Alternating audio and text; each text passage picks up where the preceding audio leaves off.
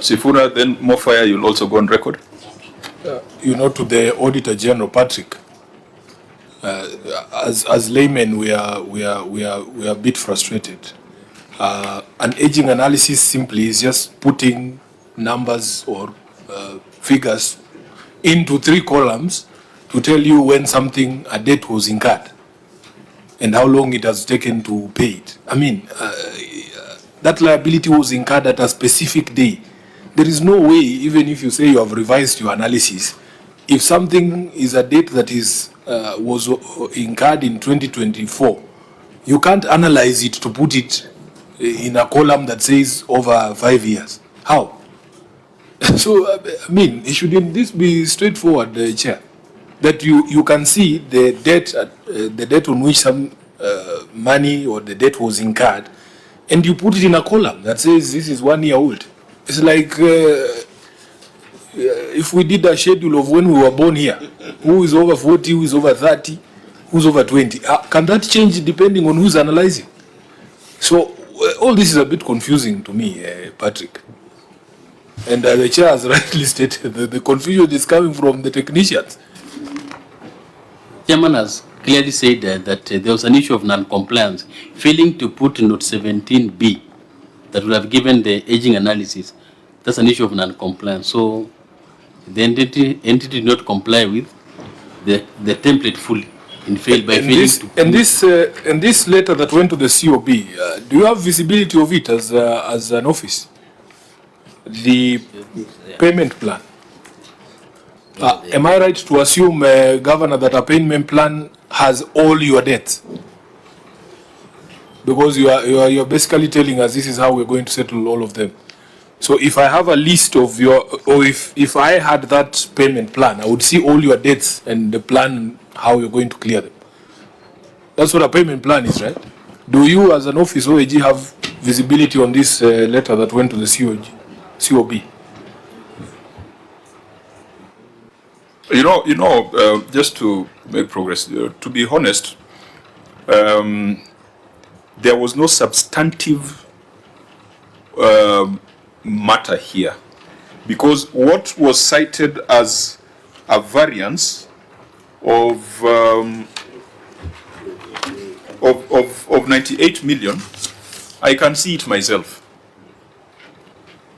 What was queried as an aged analysis does not even exist in the financial statements. So I just want to find out how was this process? Because if I was sitting where you are sitting and this matter came to me as a governor before the final certificate, I would have challenged it. It wouldn't have escalated to this level. I would have been able to show where the 98 million was. Governor, were you involved and was your team involved in all the processes up to the exit of this audit? The county team is always involved from the beginning, entry meeting, up to the exit. And we provide all the required information.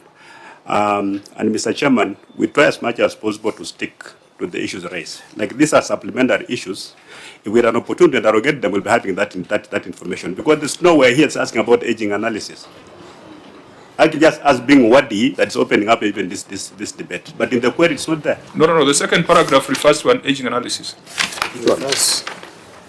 It refers to it. Which for more than 2 years. I'm concerned that it refers to an aging analysis that is not attached to the financial statements. Its further review of the aging analysis revealed outstanding payable. Chair, there was a small... Governor, have you seen the issue of aging analysis? We have not introduced it ourselves. It's there. It is on paragraph 2. Our concern is that they're referring to an aging analysis that was not presented in the financial statements. And so today you have 2 different sets of aging analysis. The one your officer has presented and the other one that he has come within his head. That's not how to run public finances. Senator Gatai. Chair, we are treated into 2 versions. I don't know which one we are supposed to consume as a committee, because I've captured the sentiments of Sifuna. Technicians, we are not into audit. We rely entirely on you as the prosecutors of the whole process as we sit here. So when we get some conflicting statement from you, then as a committee we are lost. Because I think what you're supposed to present before this committee is supposed to be factual. Yeah, so if you're involved all the way up to the exit, Yes. surely, if I was sitting in that exit meeting, I would have responded to this query. That's why I'm asking, because the reason why I'm asking this is going to guide us. There are about 8 queries here which have been marked as resolved. And remember, this audit was closed on 18th of December. Today is 29th of January. It's barely 1 month. And 8 issues with financial implications, we are now being told that they've now been cleared. So where is the problem? Was the problem the lack of cooperation by the county, or the problem is the auditor? Where is the problem? And I never put the auditor on the spot, because I know that they are guided by standards and a professional code of conduct. Governor, were you present in the exit meeting? I wasn't present. Who was your senior most officer who was present in the closing meeting? The CEC Finance. CEC Finance? That's Mr. Pepeta. Pepela. Yes. So CEC Finance, you are in the closing meeting. You have been told that there is a variance of 98 million that cannot be explained. And that 98 million is in the financial statements. Why didn't you respond? Or you guys were just having tea?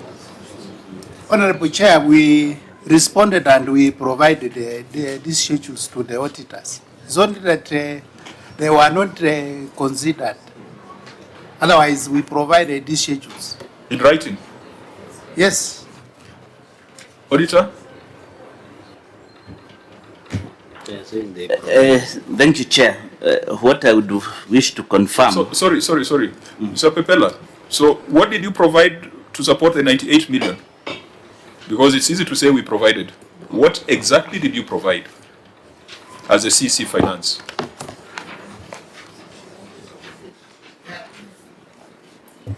There is this list of schedules which we are also tabling it here, which is in this report that we provided. Which particular one did you provide to support the 98 million? When the query was raised in the management letter, that is the time we responded. No, I want you to tell me or to tell us that this is what we provided. Then we ask the auditor, is this what you received? So that we know where the problem is. Because governor says he wasn't there, you were there as a CC Finance. We just want to establish whether the audit process was done effectively. And if it wasn't, we can make recommendations for the future. So, to address this, what is the information you gave the auditor, so that the auditor can confirm whether they got it or not? Mr. Chairman, maybe the auditor can confirm where they received Schedule 2C, Appendix 2C. Because it's just an extract. But Governor, you are not in that meeting. You have confirmed you are not in the meeting. That's why I'm not putting you on the spot. I don't want to blame the auditor when the failure is on the county. And I don't want to blame the county when the failure is on the auditor. So, the person who led the closing meeting on behalf of the entity, what did you provide that failed to satisfy the auditor, for the auditor to report that there was a variance of 98 million? Honorable Chair, among the other reports which were required by the auditor, we have the Appendix 2C, the schedules of the employees' benefits, accounting for the 98 million Kenya shillings, which they had queried in the management letter. And subsequently, even in the report, when they send the draft report, and all those reports we provide to the auditors. Auditor, did you get that schedule at the time of audit? Thank you, Chair. I wish to confirm that from our audit team that at the time of exit and time of reporting, this schedule had not been provided. I also wish to confirm that the referenced aging analysis ties to Appendix 2B, which has now been abandoned, because if you see the figure of 450 million was actually what we picked as, we normally pick the most aged or the oldest. So And it is the entity that does the aging analysis. For you, you just review and interpret Yes. and put those figures there. Yeah, you're right. That's how it ought to be. So, Chief Officer, if you do an analysis and say those pending bills that are over 2 years are 450 million, and then months later you say it's different, so what were you doing then? And before you respond, where we are heading with this question, and Governor, you might want to understand us, there were 27 issues that were raised. Today, the auditor tells us 8 have been addressed, 9 have been partially addressed, and only 10 not addressed. If you are satisfied that the audit process was proper and there was a perfect interface between the two entities, we will adopt the 8 as being addressed. We'll adopt the 9 partially addressed with comments, and we'll only deal with the 10. But if we have doubts about the audit exercise, then we must painfully go through all the 27. That's why we've taken time to establish the environment. I hope we are clear. We are not being petty. If we resolve this, we can drop almost 17